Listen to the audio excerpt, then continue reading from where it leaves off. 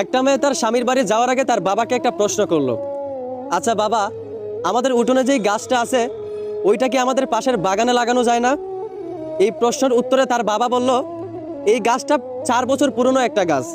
এখন যদি এটাকে অন্য একটা জায়গায় লাগানো হয় তাহলে সেটা নতুন মাটিতে মানিয়ে নিতে পারবে না, গাছটা মারা যাবে।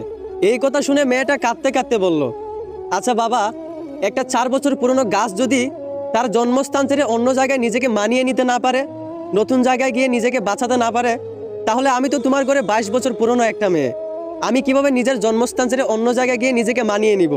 আমি কিভাবে নতুন স্বামীর ঘরে গিয়ে নিজেকে বাঁচিয়ে রাখবো? আসলে আমরা ছেলেরা মেয়েদের জীবনটা যতটা সহজ মনে করি ততটাও সহজ না। আমরা হয়তো ভুলে যাই আমাদের মতো ছেলেদেরকে যেই আল্লাহ বানাইছেন ওদের মতো মেয়েদেরকেও কিন্তু ওই আল্লাহই বানাইছেন। কারো জীবন সহজ কারো জীবন কঠিন ভাবা এটা কিন্তু ঠিক না। নিজের জায়গা থেকে সবাই সমান।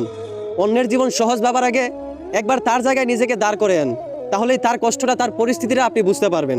আশা করি আমার কথাগুলো বুঝতে পারছেন। ধন্যবাদ।